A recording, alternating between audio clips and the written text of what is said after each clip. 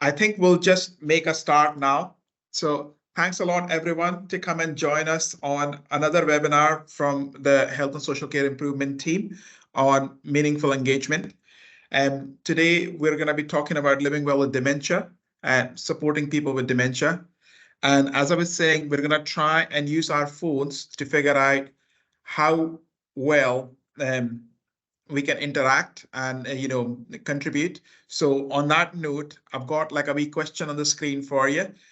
So please do give me some of your thoughts on what do you feel most proud of when you're at work?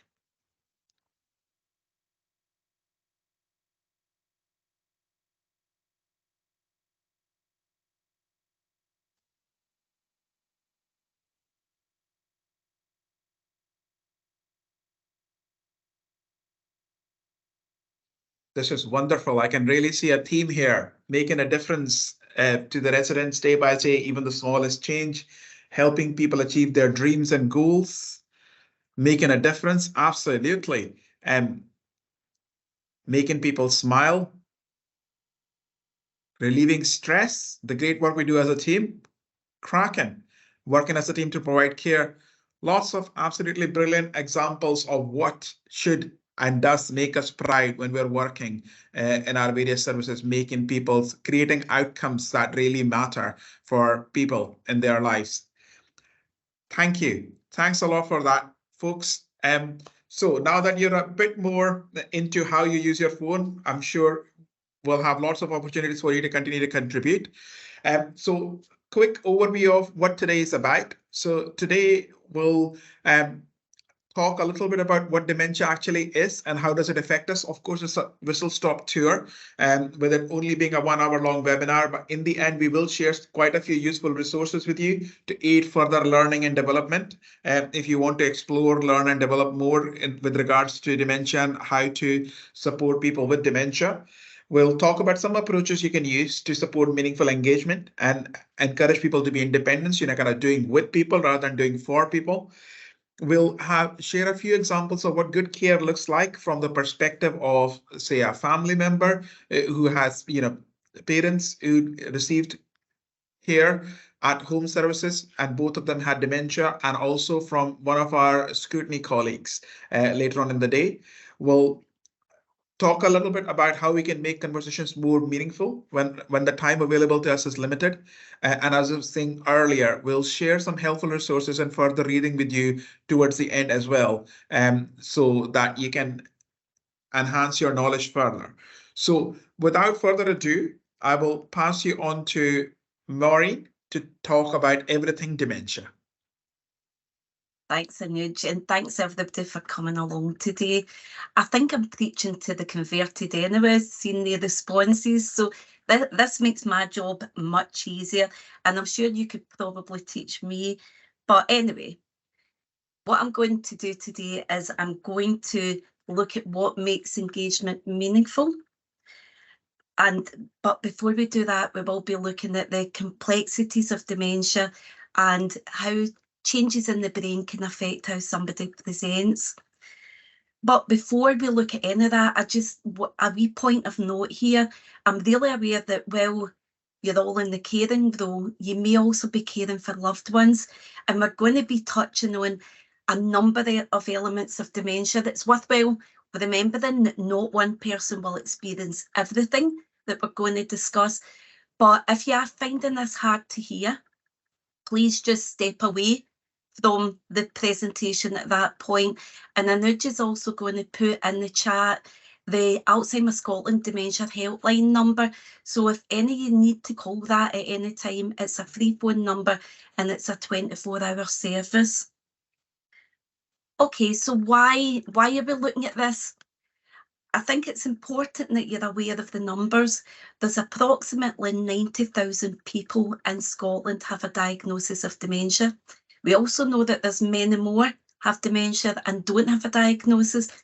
But out of those 90,000 people, we do know that there's 60% of them live at home. So I done my calculations, and that's approximately 54,000 people.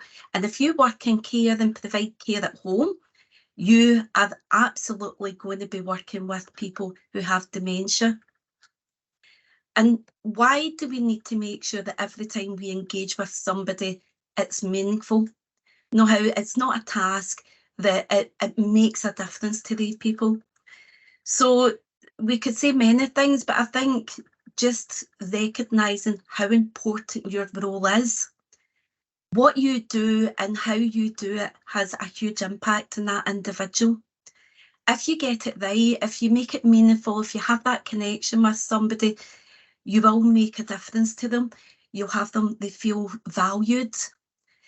You may increase their confidence and reduce their anxiety, and that will have a knock-on effect to what happens to the rest of their day. Equally, if you don't get it right, that could have a negative impact, and it may lead to people becoming more socially withdrawn.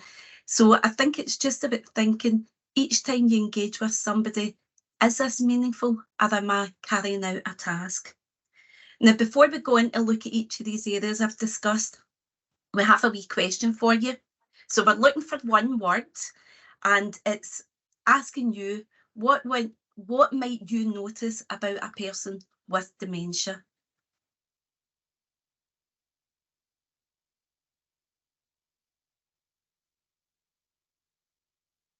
We're populating really well already, Maureen, because I think I'd flicked onto it and then flicked back, knowing that you hadn't asked the question yet. So already a lot of interesting things coming up. Of course, there's confusion. There's mention of anxiety, loss of memory, feeling withdrawn, some repetitiveness, mood swings, personality changes.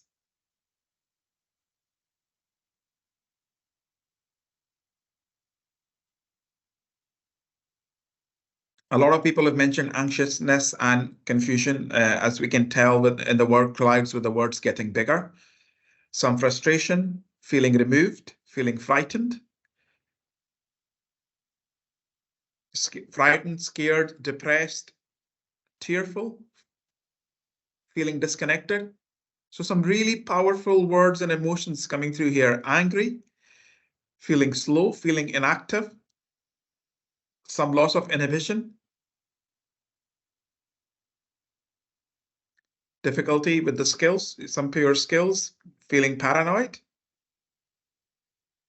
and excluded and quite emotional and irritable. Yeah, lots and lots of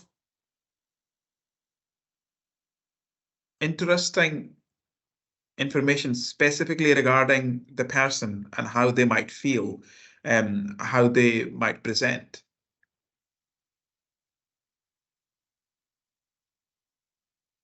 There's a huge number there, isn't there? Huge amount of different things that you might notice, and they're all absolutely right. And there is some things that are jumping out that are larger and more common. But I think when we move on, we'll see why there's so many different things coming up here. So thank you very much for that. Are we okay to move on? Thank you. So I'm only going to give a brief overview because time is really tight and we could spend all day talking about this, but it's why are we seeing so many different things coming up? Firstly, we need to remember that there's different types of dementia. And in fact, I believe there's over 100 different types of dementia. I am not going to list them. I'm going to mention a couple that are more common and that we're aware of. So the Alzheimer's type dementia is the most common type of dementia in Scotland. We also have vascular dementia, and to make things even more complicated, you'll hear the term a mixed type dementia, which means that it's more than one type of dementia that the person has, and that's most often a mixture of Alzheimer's and vascular dementia. But other types of dementia you might have heard of are Lewy body dementia, Parkinson type dementia, frontal temporal lobe dementia, and so on and so forth.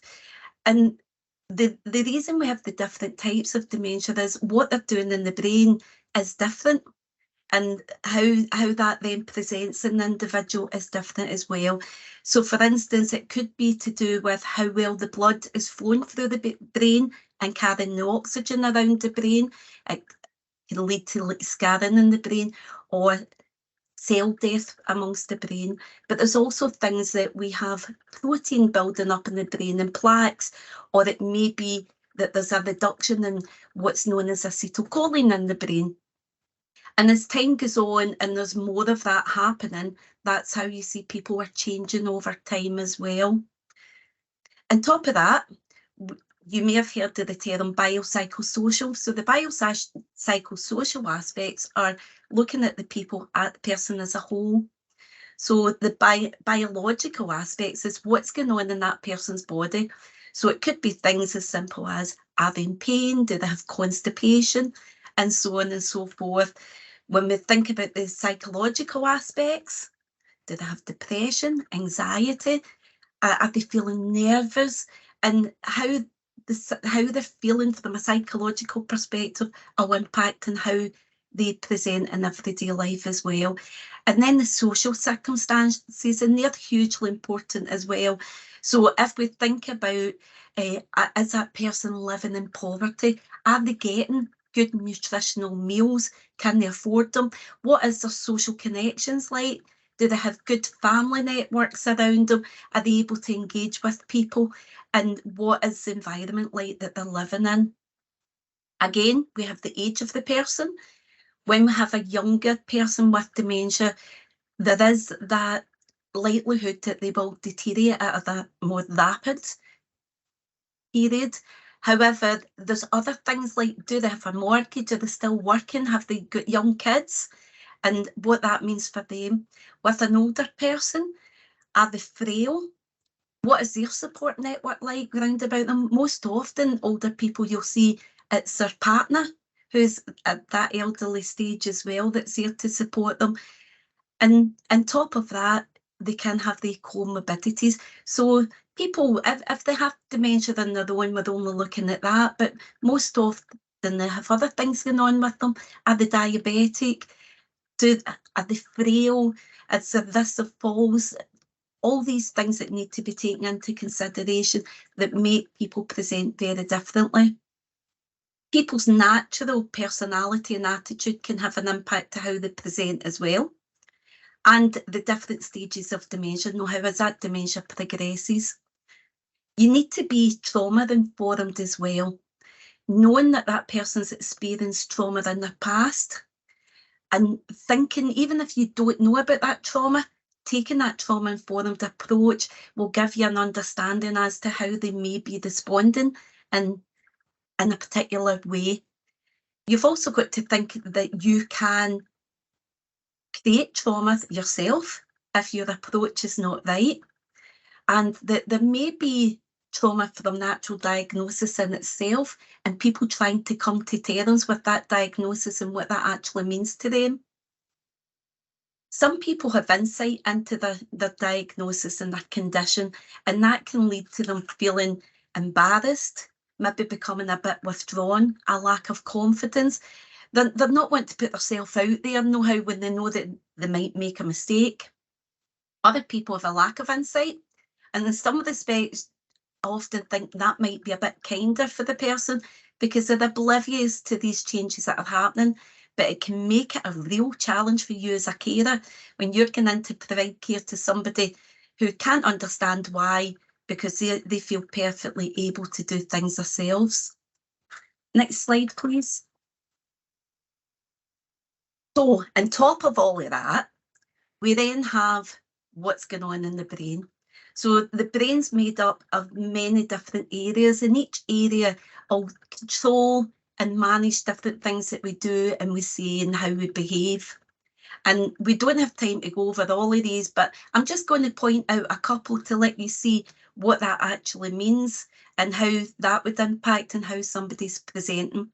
So for instance, if we think about the occipital lobes, some of the parts that part of the brain controls are like receiving and interpreting visual information, colour and shape recognition, and judging distance. So a damage to that part of the brain means that it can result in difficulties with distinguishing colours. They may have hallucinations, or they may not interpret what they see accurately. It could affect a person's reading and writing as well. And it's worth noting that with damage in the occipital lobe, it's common for the person with dementia to claim that they need new glasses. In actual fact, they may not be able to accurately interpret what they're saying, and it's the person's own logic that's telling them that it's their glasses that are at fault.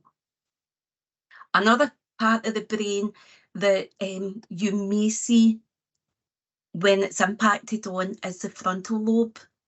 So these parts of the brain control a person's intelligence, personality, regulating behaviour, reasoning, judgment, planning and organising, expressive language and emotional responses. And I'm sure some of you are thinking right away, okay, that might be what's going on with that person. So damage in that part of the brain can lead to inappropriate social behaviour.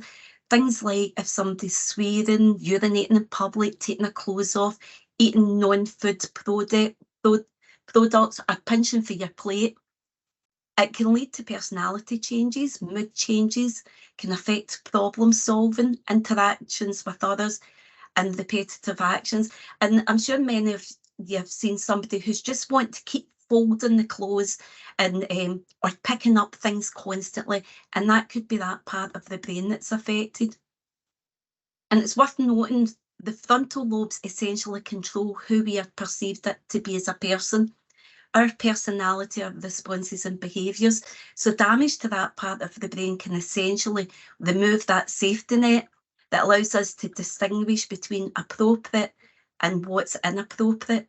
And that can lead to people being disinhibited or inappropriate behaviour. But key is that that person with dementia has no control over this.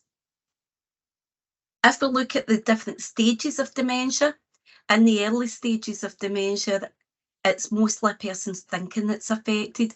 So the short-term memory loss leading to symptoms such as repeatedly misplacing items, being repetitive, confused or misunderstanding, etc. It can lead to changes in behaviour, symptoms such as anxiety, irritability, sudden changes in mood and apathy and so on.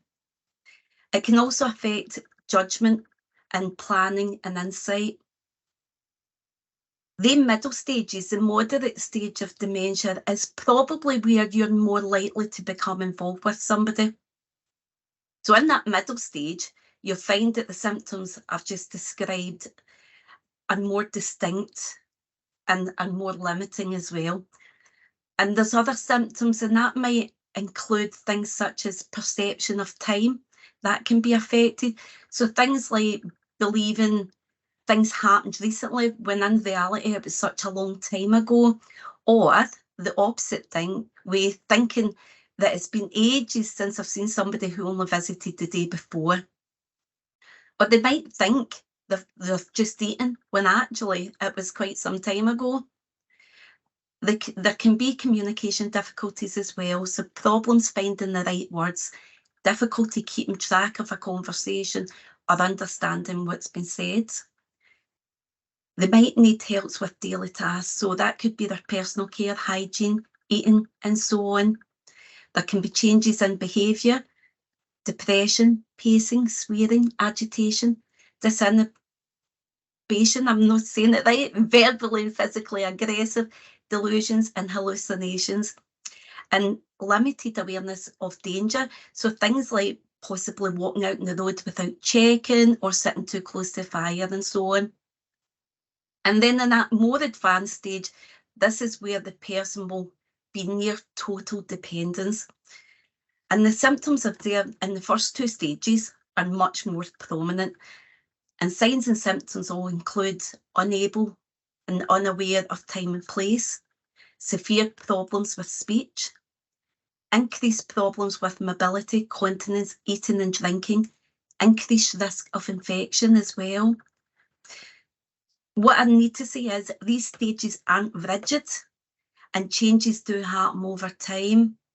And moreover, it's the occurrence and the intensity of the symptoms at each stage can vary from person to person, and are also dependent on the things that we mentioned in the last slides as well.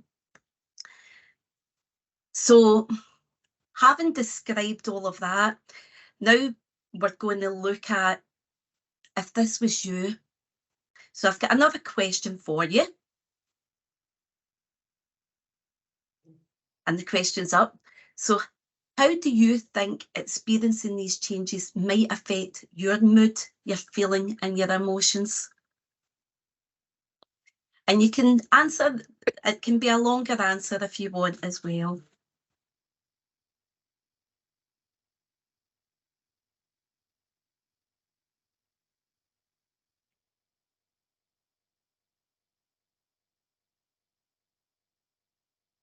So we're seeing a lot of answers about the actual fear that would cause, having all those symptoms, Noreen.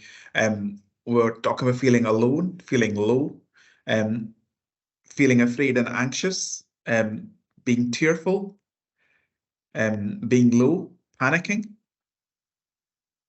feeling confused and upset.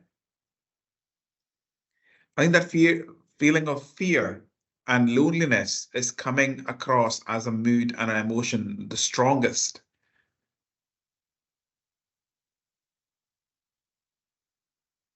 I would absolutely agree with all of them. I can only imagine what it must feel like. You know that there's changes happening. You don't have that control over it. And you see everybody responding to you differently as well.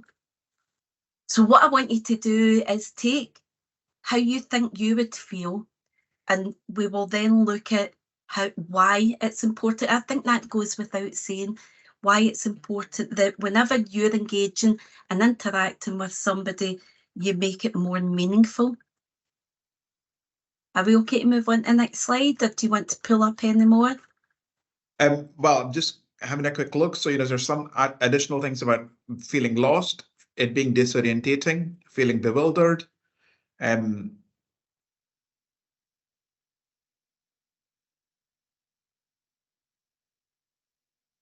lots of feeling scared, feeling low, feeling agitated, terrified and confused, declining mood. And these are all quite negative feelings, aren't they? Quite frightening. And you can turn that round for the person. You can absolutely turn it round by just thinking about how you interact with somebody. So I think knowing that that's where we're coming from can actually help lead what we do next. Yeah, lots of out of control, feeling withdrawn and feeling total loss of control.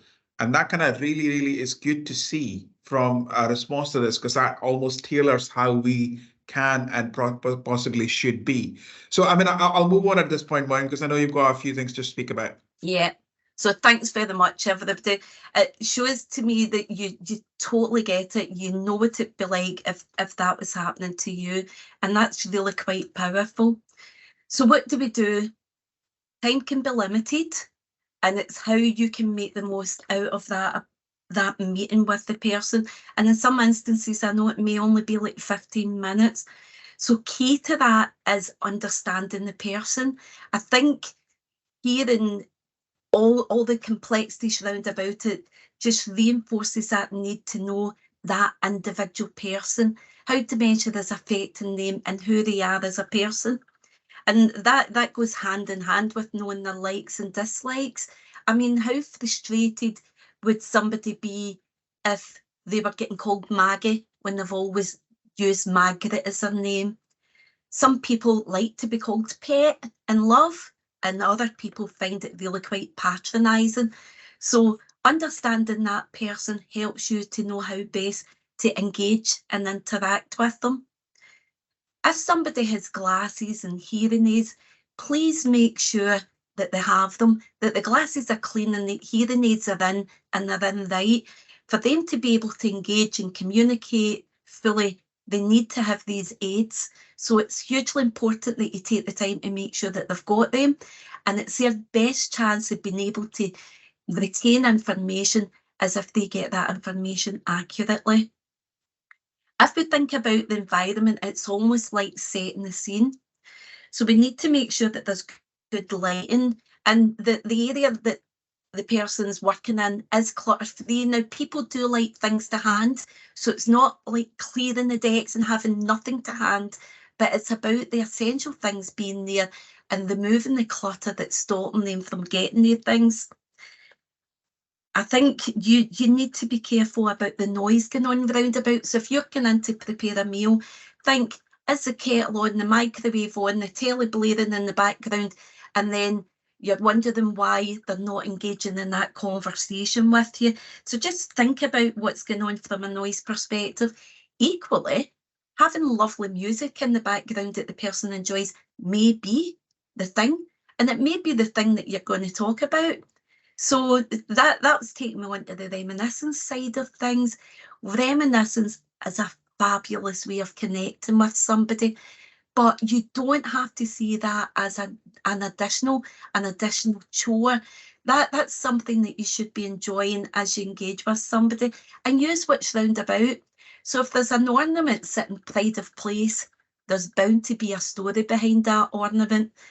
Photographs, the music they enjoy, look at all of that, engage with all of that. And maintaining people's skills, I know that if you've came along any of the CAPI events, that is key, that's essential, and adapting activities. But I think what's key about that is you're enabling people rather than disabling them. And that old saying, use it or lose it, is hugely important. So how do you do that? If you're going into somebody and they're saying, oh, they can't dress themselves, is that accurate? Is it absolutely accurate? Or is it that they can't manage that complex system? Because it seems on the surface it's pretty easy, but when you think about it, to get yourself dressed, you have to think about what you're wearing, where it's kept, get it out, and put it all on in order. So it may be that it's only one of these steps that the person's missing out on. So how can you look at adapting that activity so that that person can continue to do it for themselves? Is it that you're prompting them, that you're assisting them? Look at perhaps you reduce that choice as well. Know how, rather than saying, what do you want to wear today? What you could do is give a choice of two, if that makes it easier for the person. So it's about knowing that person and what works for them, because that may not work for somebody else. Another thing I wanted to mention was a wee example I had when I was thinking about this, and it's about repetitive behaviour, because that can be a real challenge for somebody. And I remembered visiting somebody and their wife said to me, oh, if he says that one more time, I swear I'm going to scream. And sure as fate, when I went in to see him, he started telling this story again. But when he told me the story, I was curious and I started asking questions about it. And it took the connection there was fabulous. He was really enjoying it. I was really enjoying it, and so was his wife. And as I left, she said, I've never heard that story before. All the years married, never heard it. So what she started doing thereafter is every time I repeated this story, she started asking different questions about it. And it took them down a different story every time. And it really made a difference to their engagement with each other. And you can do these kind of things. So how you are perceived and how the person with dementia, how you perceive them. So when you go in and you visit somebody and they're withdrawn or they're low in mood, and you've asked them if they want to do something and you're not getting much response, do you give up? And are you going to continue to give up? Or are you going to take in mind all the feelings that you described to me and think about maybe that's having an impact? And how could you look at engaging in a different way so that you may get a different result? And equally, how are you perceived? When you go in, what's your tone of voice like? Are you flustered, too busy, irritable, complaining because the bus has been late and you're running late and so on and so forth? Are you pleasant? Are you engaging? Are you happy? Are you slowing down your pace and doing it at the pace that suits them? Well, I seen hands clapping, and that's good because it means that you know that I'm moving on. You've heard enough from me. I've got the voice of somebody else here, and it's a family member that talks about what good care looks like for them. What I need to say to you is they also describe when the care's not so good, but on the whole, they find that the care that came into their parents was really, really good. And Melanie just trying to get that set up, I'm just going to tell you, we recorded this at the Dementia Cafe, so you will hear people in the background singing Bring Me Sunshine, which is lovely, but you'll also hear a Primary 1 class passing through. We tried to reduce the noise as much as possible, but we thought the message was too important that it wasn't heard. That should be us ready to go. When they introduce themselves with their name, like how they want to be called and why they're here as well, so that it kind of sort of sets up, you know, like it's almost like a new introduction. And then it's kind of asking my mum sort of questions about maybe how her day's been, what is it she would maybe like for them to do, rather than kind of coming and saying, I'm here to do this, this and this. It's maybe asking like, you know, is there anything that I could kind of sort of do for you?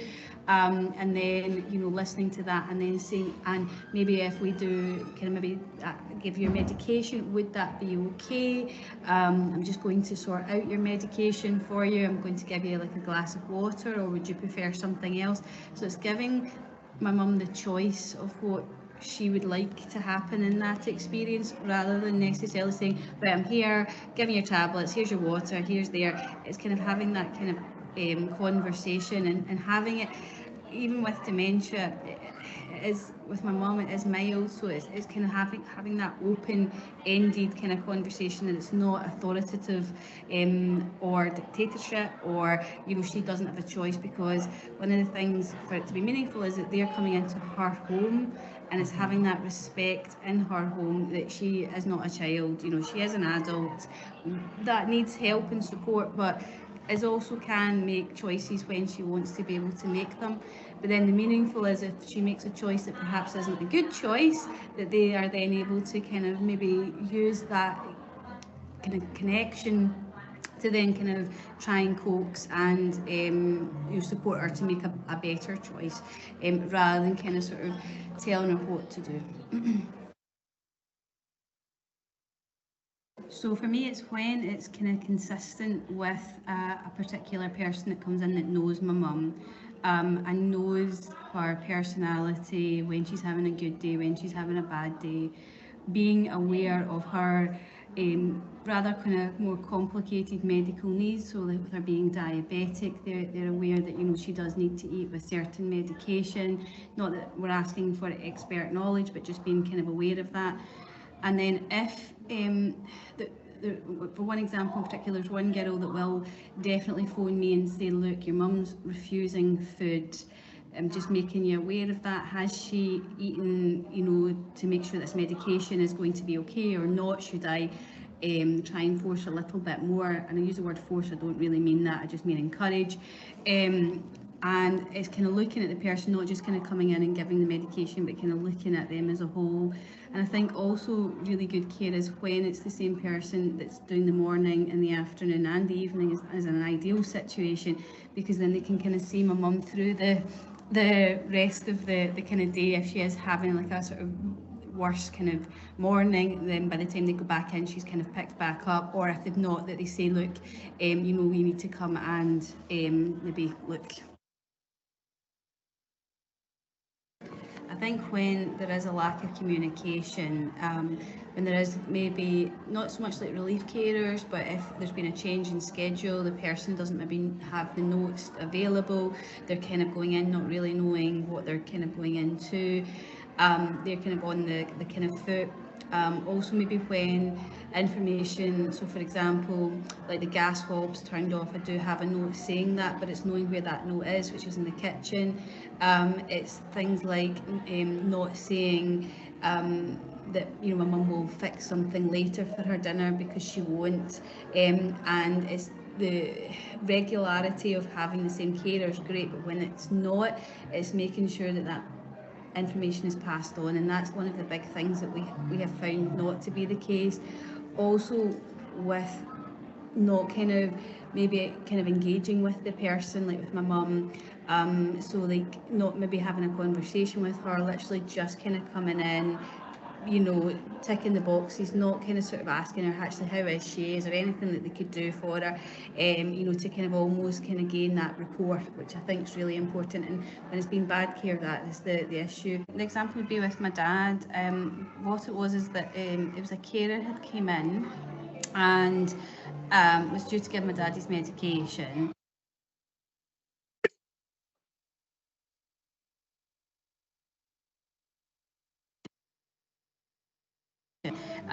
Didn't really engage with him or talk to him at all.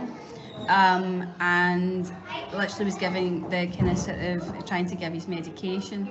And I turned, I was actually there, I had arrived, and I was like that, said to my mum, how are you? And just having a wee chat with her, and she was like, oh, you know, I'm fine. And I went to see my dad and I says, oh dad, how are you doing? How's things going? And he wasn't answering me, he was just sitting there. So I sort of said to Claire, I said, oh, how's he been? And she sort of said to me, oh well, he's not been talking. And I said, all right. I said, that's not like him. And she was, well, I suppose not, no. Okay. And then it kept sort of talking to my dad, started to get concerns about him, and he'd had a seizure. And that resulted, we don't quite know when he had the seizure, and it also resulted in having had a stroke as well. So we ended up having to call the ambulance and hospital admission and things like that. Now, the example is the fact that because she wasn't speaking to him, because my mum said it was a particular carer that didn't really talk or engage with either of the two of them, I'm not asking the carer to make medical decisions. All they needed to do was say something is not right here, and either phone in the office for them to make a decision, or to phone me because I was the contact.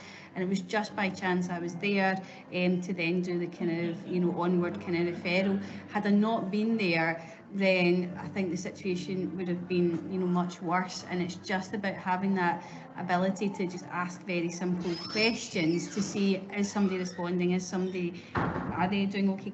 Also, sometimes over familiarity as well, when people don't actually want to maybe be called by their first name, or be talked to in maybe modern ways as well, because obviously my mum and my dad are older people. They have their own belief system, value systems, and it's not being necessarily always addressed that they are a person with their own baggage coming with that, and being too over familiar. That there's been quite a few issues with that as well.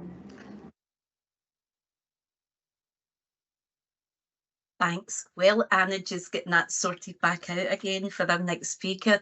I'm just going to pull out some of the key points there. And firstly, I need to tell you that lady spoke really highly of her carers, and she was asked to give an example of when care wasn't so good, but on the whole, she felt that care was good, and that example was of one person.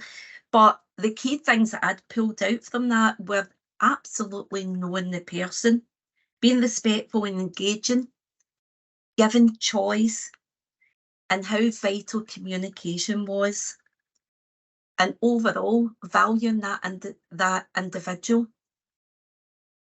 So now we're going to move on. I'm going to introduce my colleague, Lauren Stewart, who's one of our strategic colleagues, and she's going to say what she sees as an example of good care and when things aren't going so good. Thanks, Lauren. Thanks, Maureen. So I'm Lauren Stewart. I'm an inspector with Adult Services, and I've been asked to speak today from my inspection point of view what good care looks like for people living with dementia. So when we're going out inspecting, we're inspecting against our quality improvement framework, and today's focus is on care at home, so it's the care at home framework. The frameworks we use are based on the health and social care standards, and for good care for people living with dementia, a lot of the discussion centred around key question 1 under the framework, and how care is promoting people's dignity, their respect, and people are being supported with compassionate care. So when I'm out inspecting a care at home service, I will shadow home carers as they're completing their visits, and really good care starts before the visit. So for the person who experiences care, what we're looking at is, does that person and or their family member know who's coming? How's that information communicated to them? Is there a good consistency of staff, or are changes communicated to the person in the way that works for them? And some lovely examples that I've saw going out have been people who prefer to have a photographic rota. So they've got photographs of care staff who are coming out, they know who to expect and or when changes are made, or if carers are running a wee bit late, there's a phone call to them just to say that that's what's happening. Before the visit, from a staff point of view, do staff have training and how to support somebody who's living with dementia? And how well does the carer know the person? And this is where the role of personal plans really comes in. What information is in a personal plan to lead and guide the carer to support that person and the way that they like to be supported, and how well do they know them? What's that person's aspirations? What's their hopes? And what's their life story? When we get to somebody's door for the visit, different people like different things, but a really nice example recently was when shadowing a carer, there was a key safe outside somebody's door which would have allowed entry into the house, and the carer had knocked on the door and said, actually, I'm going to wait because we've noticed that the visit goes much better if we let the person who experiences care answer the door themselves. So it's about recognising what works for individual people and promoting people's independence as much as possible, and when it's safe and able, and you're able to do so.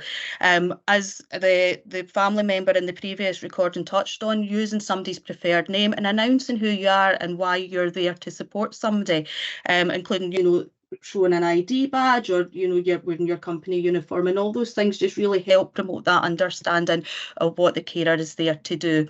Really importantly, speaking to people who experience care as adults, they are experts in their own life, and building that connection to help enable that understanding that the carer is there to help and support the person get the most out of life, and get the support that they need at that particular point. One thing that we look for is the ways in which carers recognise when people are experiencing stress and distress related to their dementia, recognising what people are trying to communicate at that particular point, and using their knowledge of the person, using their skills and using their values to really understand what is the person trying to communicate. Again, an example from inspection fairly recently was a person whose first language wasn't English, and this person who experiences care was really struggling to accept support and finding that very distressing. The carer recognised this, and after discussion with the family and discussion with the provider of care and the manager of that service, they were able to recruit a carer who also spoke the person who experiences care same first language, and that enabled that really meaningful and trusting relationship to be formed, and the person ultimately was then able to accept support. While that's not always possible, the overarching thing that is always possible is to really see the person and understand where they're coming from and what their story is. And I think for me, from an inspection point of view, when we're observing carers and we're observing the support that's provided, when care staff take the time to really understand the person, when they show genuine warmth and patience and empathy towards the person, really understanding what's going on for them at that particular moment in time, the person who experiences care absolutely feels it. The staff member feels it, that moment of genuine interconnectedness with another human being, and we as inspectors, we see it and we feel it, and we leave the house knowing that the carer has made a really positive difference to somebody's day. So what I would say is absolutely not to underestimate the impact that even the shortest amount of time can have on somebody, and making the most of absolutely every opportunity when providing support to people. So with that in mind, I'm going to hand you over to Heather, who is now going to speak about making the most every moment and making every moment count. Thank you, Lauren. Thank you for taking us through that. So my name is Heather Edwards. and I'm the AHP, the Allied Health Professions Consultant here at the Care Inspectorate, and I'm an occupational therapist by profession. And for my part of this webinar, I'm recognising an anniversary actually, and it's been 10 years ago since we launched Make Every Moment Count. This was a resource that we developed with the Care Inspectorate, with a number of services, care homes, care at home services, colleagues from across health and Alzheimer's Scotland. And I remember when it was launched, we launched it at a care home in Rutherglen, and the Scottish Minister for Public Health at that time was Michael Matheson. Well, 10 years on, the key principles of these messages are still as important as they were then. And Michael Matheson, interestingly enough, has just been appointed as the new Cabinet Secretary for Health and Social Care. So there is something about what goes around comes around. And again, another little connection with Michael Matheson is he's also an occupational therapist before he decided to join government. And he understands very much how important it is for people to live really full and rich lives. Wonder if I could have the next slide, Anij. So if we think about what's gone on in the last 10 years, we've had the health and social care standards been introduced and adopted. And Make Every Moment Count really continues to capture the aspirations of those health and social care standards. They were developed, this resource was developed to give really simple and practical tips for you to make the most of every encounter and every connection with people experiencing care. And I think through what we've heard so far in this webinar, you know, every time that you're present with somebody, you have the ability to change how that person is feeling. You have to change to maximize their well-being and really make a difference in their life. Wonder if we could do the next slide. So I'm not sure if you can see this quite well enough, but it gives us 5 key messages, and it's aimed at supporting everybody that you work with. And it's about being really present with them in the moment, giving them your full attention, really listening to what they've got to say. And it gives you also that opportunity to take stock. So when we were hearing that first-hand account of that care at home service, that carer with that conversation could have noticed there's a change here. So really picking up on those differences, because we know that you know the people that you support really well. But if you can make the most of every single interaction, you can pick up those changes in somebody's presentation. So it might be that they're just not so chatty today. Might be their mobility isn't quite so good, or they're taking longer to do something. It might be that first sign of a delirium or maybe an infection that's going on that you can catch really early.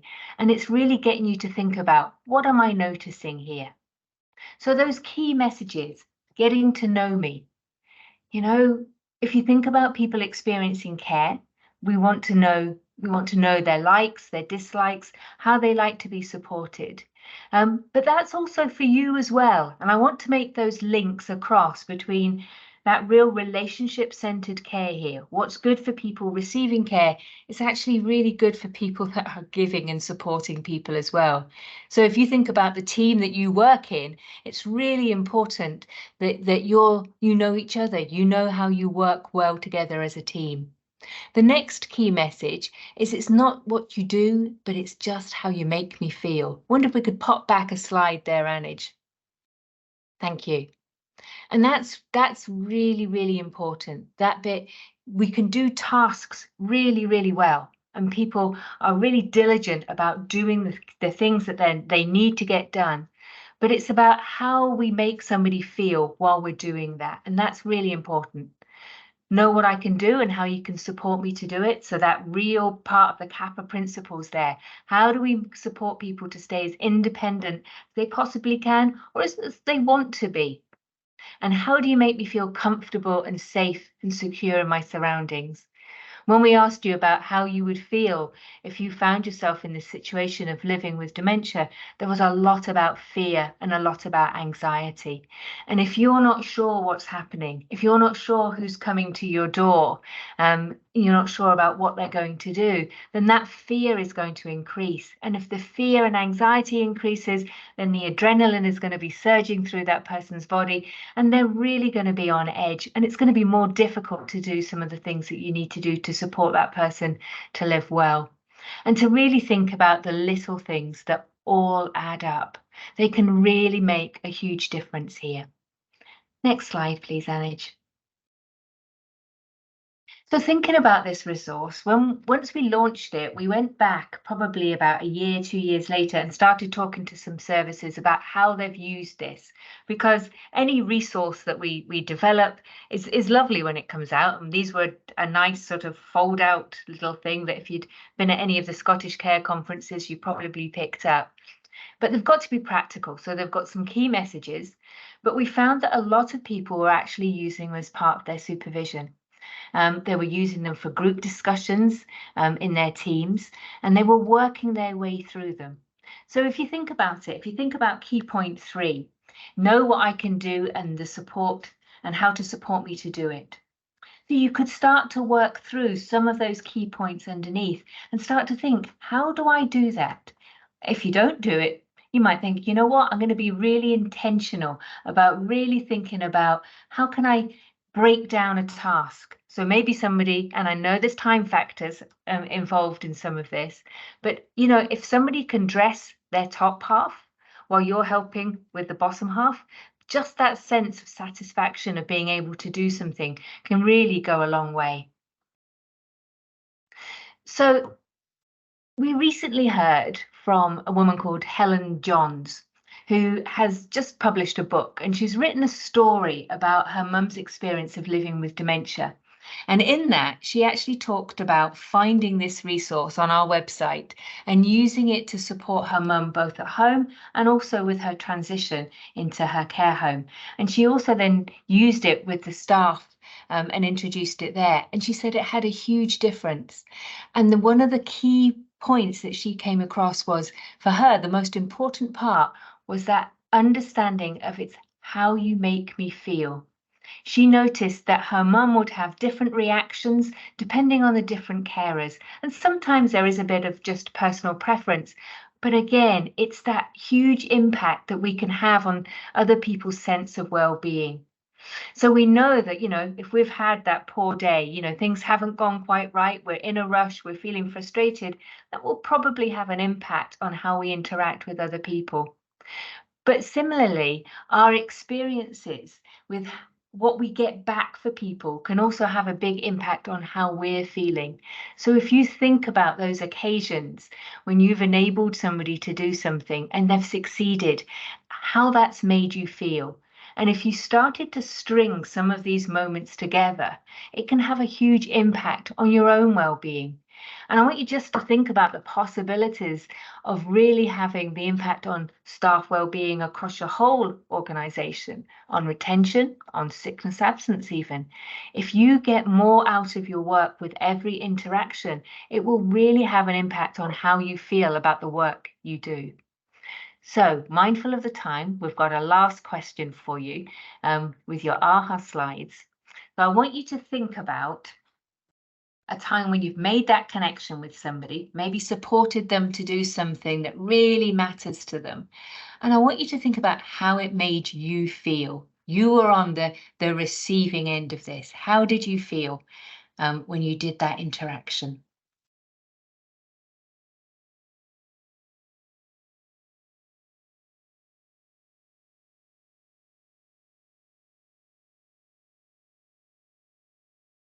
And that's love it. I'm seeing the stuff coming in here and I'm seeing in the chat as well, having a quick look over on my other screen here, but that delighted, that accomplished, gratified. I loved that I'd made a difference. And if you can go home at the end of every day and know that you've made a difference, my goodness, you know what? There's not many jobs when you can really feel that seeing joy, proud. And that's the piece that we've got to hold on to. We're well aware that the conditions are far from ideal at times, that everybody is finding themselves working in. But the difference that you can make in people's lives is enormous. But on the same token, the difference that they can make in your life can be equally rewarding. So I just want to thank you so much, because you know, you've taken an hour out of your time. So thank you for listening. Thank you. And over to you, Anuj.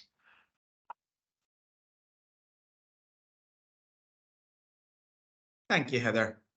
Thank you, everyone. So we're nearly out of time now. So just to quickly summarize, we've talked about dementia. How can people with dementia present and why? We've heard from an inspector's perspective and a family member's perspective what good care looks like.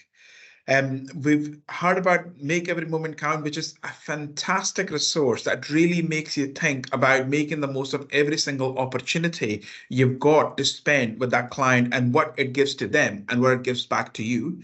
We've shared some ideas and thoughts and practice, and we've also got some takeaway thoughts and actions for you to try and think about in your place of work, including resources.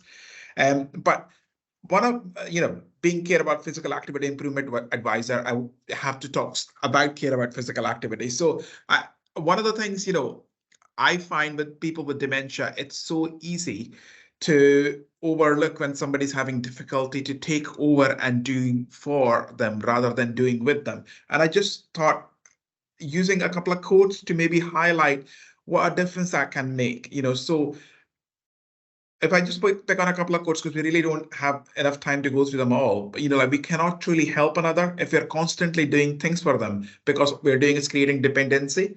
That can be very subtle and easy to overlook, but it can end up doing a lot of harm. But let's look at the opposite side of that. Like the question from Heather we've just discussed. When we believe in a person, we are awakening the power of the human spirit. And that belief, when clearly expressed, synchronizes with their desires and dreams. And it results in transformation that continues to surprise us in such wonderful ways. People express ability, happiness to do things that we didn't think they could ever do. It's because we've nurtured that empowerment, given them the power to do with, approaching them as a friend, somebody of equal value. And I'll let Maureen talk about these resources. Yep, I know we're at the deadline with time, so I'm just going to quickly say that these resources are here and at your fingertips. So the Making of the Moment Count that Heather spoke about, you can get it on this link. And when Lauren spoke about the health and social care standards and the care inspectorate framework for care at home, the links are there for them as well. But please look at the Promoting the Excellence framework and the dementia learning that's there as well, because it's hugely important. We would like everybody to be at least skilled level in the Promoting Excellence framework. So that is a goal, but then to look beyond that as well. So please take the time to have a look at these resources. Anuj is going to put them in the chat as well, so that you're able to access them. I have put them all in the chat, Maureen. Just another wee request before you go. I've put all the resources in the chat, but I'm also putting in our evaluation form in the chat. This helps us ensure that we are being able to provide the most appropriate input when we are taking your time up during this busy time. So please do complete the evaluation form if you can before you go. It should not take you more than a minute. Thank you so much, everybody.